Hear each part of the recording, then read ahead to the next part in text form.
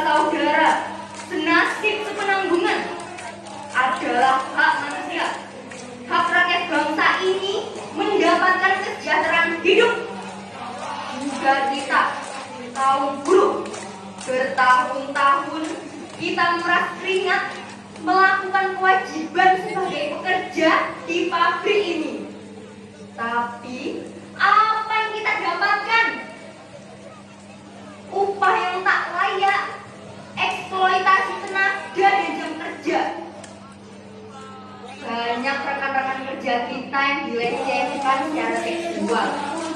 Tak ada jaminan kesehatan dan keselamatan kerja. Juga pemecatan sepihak. Terlalu lama kita diam. Terlalu lama kita dihantui rasa takut.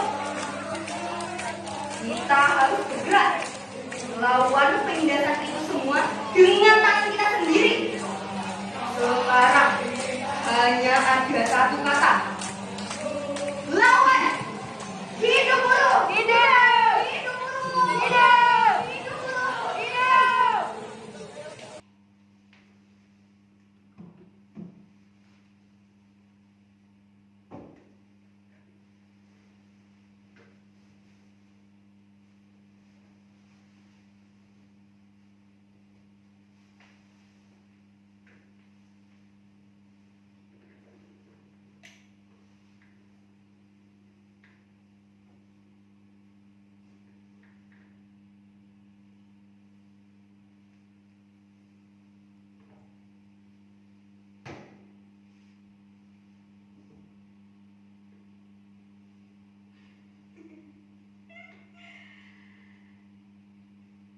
Begitu semangatnya aku waktu itu.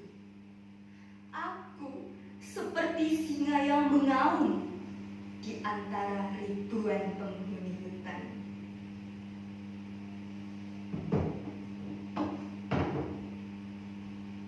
Semua mata tertuju padaku. Mereka diam, entah karena isi orasiku atau karena kalimat-kalimat itu keluar dari mulut perempuan yang selama ini terkesan pendiam. Aku tak peduli. Yang pasti, pada saat itu aku hanya menyuarakan apa yang kurasakan selama di pabrik ini. Mereka pun bertepuk tangan setelah orasiku itu. Selama 5 menit. Ya, selama 5 menit. Seperti sebuah penghargaan penonton yang diberikan atas pertunjukan teater yang sangat memuaskan. Yel-yel yang aku berikan, mereka sambut, membuat gema yang riuhnya mengalahkan deru mobil di jalan raya. Aku, Sunarti, sang orator. Bagi rekan kerjaku sang operator, mungkin aku dianggap pahlawan karena telah mewakili suara mereka, mewakili mereka yang tak berani bicara, mewakili mereka yang biasanya hanya berkeluh kesah di belakang, yang bisanya hanya coret-coret dinding toilet dengan spidol atau lipstik berisi umpatan-umpatan pada atasan. Contohnya seperti ini: wahai manajer tampan, pergilah kau ke neraka. Atau kepada supervisor cabul, jadi dukun aja loh. Begitulah jadinya jika hidup ditekan tapi tak dilampiaskan secara benar. Sejak demonstrasi itu, aku semakin berani membela rekan-rekan kerjaku di depan atasan. Walaupun aku bukan pengurus serikat pekerja, pernah satu kali Mugiem mengadu padaku perihal ia dijatuhi SP1 karena tidak masuk kerja, alias mangkir. mangkir. Padahal ia sudah memberikan alasan bahwa ia tidak masuk kerja karena ia menstruasi. Dan itu pun sudah disertai dengan surat keterangan istirahat dari dokter. Tapi mereka tak menerima itu. Bahkan diem dituduh menstruasinya hanyalah rekayasa dia supaya tidak masuk kerja. Jelas aku marah, ku tinggalkan pekerjaanku, lantas ku labrak supervisor Eden itu.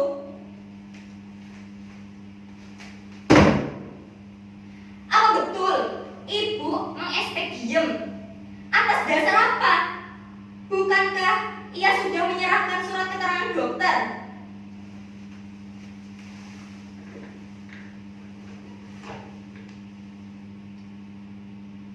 Kami tetap tak bisa menerima surat itu.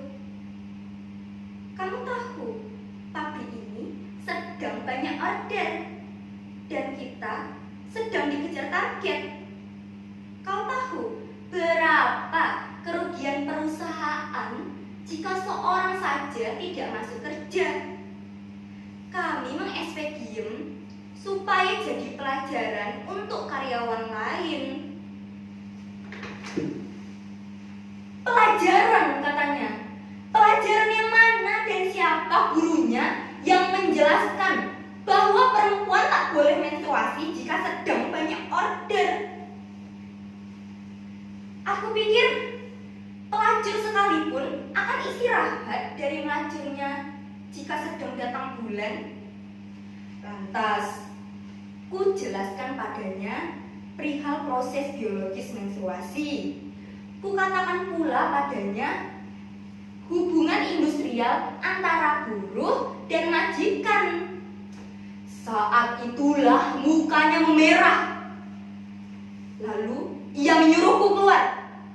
Tapi aku tetap bergeming dan terus melontarkan pikiran-pikiran sosialisku. Hingga akhirnya ia menamparku di pipi ini.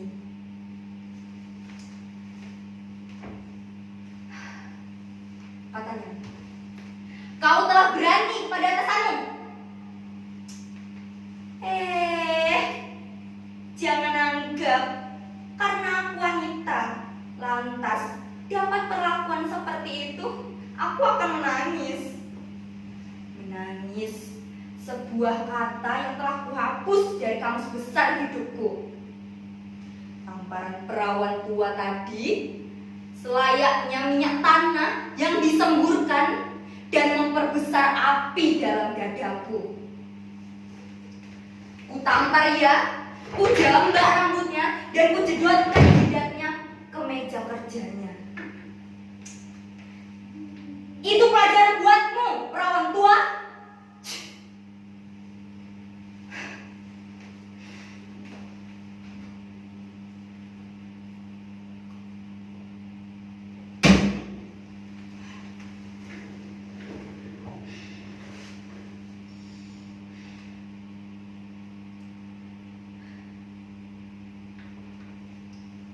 Ya, betul.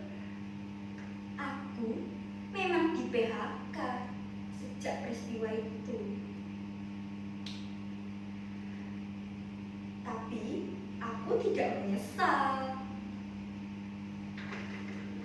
Setidaknya teman-temanku sadar bahwa mereka walaupun butuh uang tidak harus melacurkan kemanusiaan. Buktinya, mereka sekarang berani menggelar demonstrasi-demonstrasi yang menyangkut hak mereka.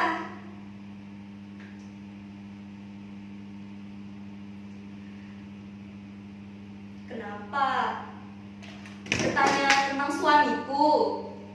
Shh, diam dulu, aku ini sedang cerita.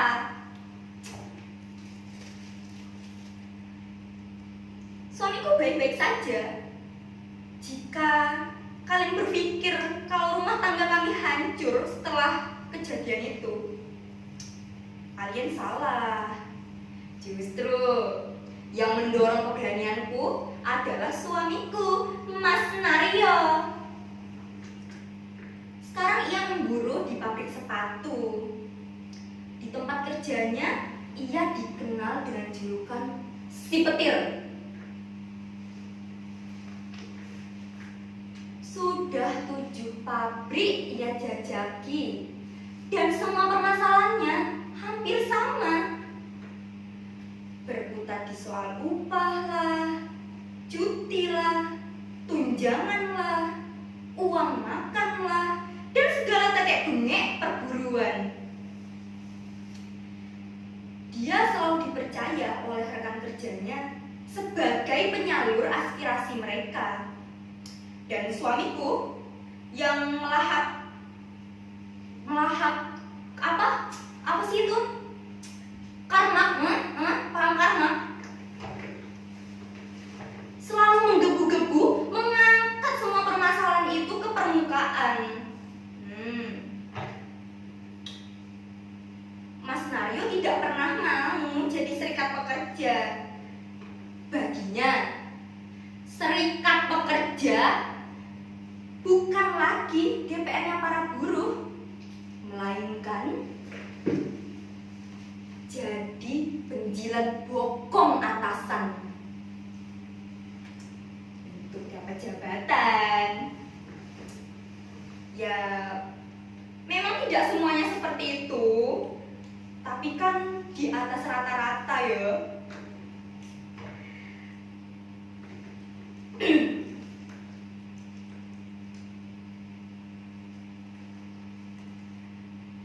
Aku jadi ingat pertama kali ia memburuh di pabrik garmen. Saking jengkelnya pihak atasan terhadap tingkah Mas Naryo yang sulit dikendalikan, segala macam cara mereka lakukan untuk membuat Mas Naryo diam. Itu intinya. Pernah sesudah demonstrasi, mereka menawari Mas Naryo menjadi grup leader atau mandor di bagiannya. Jelas Mas Naryo menolak. Bukan itu yang diinginkannya. Sebab itu, pihak manajemen mencari jalan lain, yaitu mem-PHK-nya dengan sedikit pesangon. Maka disusunlah skenario yang melibatkan karyawan bagian lain. Pada hari itu, Mas Naryo berangkat kerja.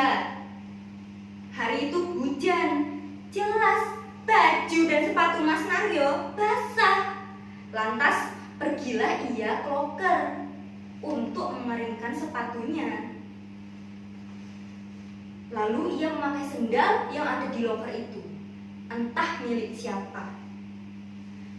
Ya awalnya tak ada masalah, hingga pada siang hari tiba-tiba ia dipanggil oleh atasan. Welah dalah, Mas Naryo dituduh mencuri sendal temannya. Jelas Mas Naryo menolak tuduhan itu. Lantas dipanggillah Sugondo. Sugondo mengaku bahwa ia kehilangan sandalnya. Mas Naryo tetap menolak tuduhan itu hingga terjadilah perdebatan sengit. Alhasil Mas Naryo di SP3 dan dirumahkan hingga pemberitahuan selanjutnya. Welah dalah, dalam kasus ini pun serikat pekerja tetap ikut turun permainan. Terbukti dari pembelaan yang mereka berikan hanya formalitas dan diakhiri dengan kata-kata, "Maaf, kami tidak bisa bantu lagi. Kasusmu berat." Disitulah Mas Naryo patah arang pada aja. Lah, kok bicarain soal suamiku sih? Kan di sini aku hendak menceritakan pengalamanku di pabrik sebagai orator ulung. Yalah, yowes, tak lanjutnya ayo. 15 tahun 15 tahun aku bekerja di 3 buah pabrik yang gak jauh-jauh lah dari pabrik garmen, sepatu, dan tekstil. Kesejahteraan buruh di bidang itu miris aku lihatnya.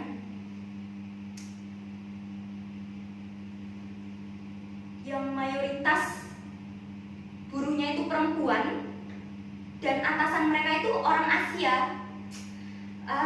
Lupakanlah. Miris aku mengenangnya.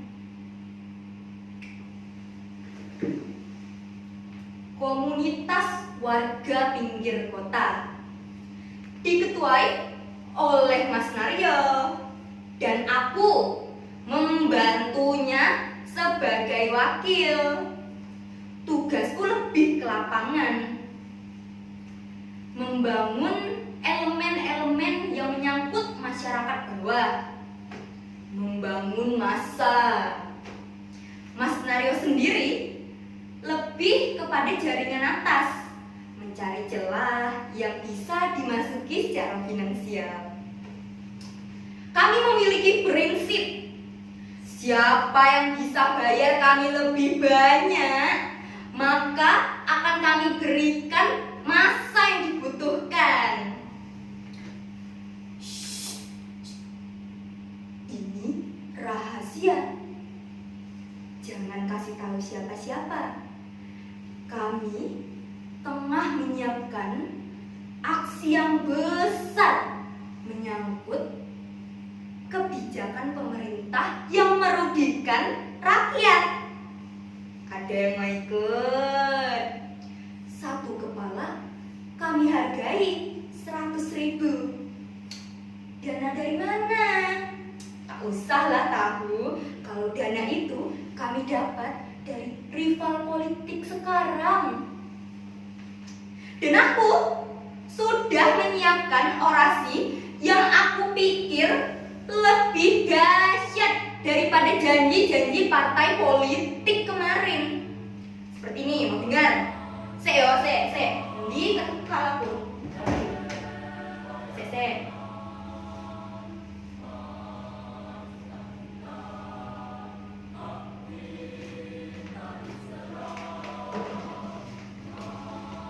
Speaker milik rakyat.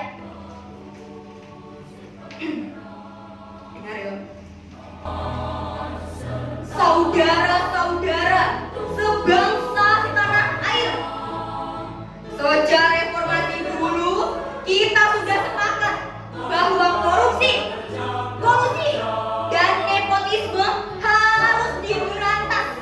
Tapi apa kenyataannya? Masih saja semua itu terjadi. Bahkan di lembaga hukum tertinggi bangsa ini yang mengurus pemberantasan narkoba malah terima suap. Mau jadi apa negeri ini? Ini adalah bukti bahwa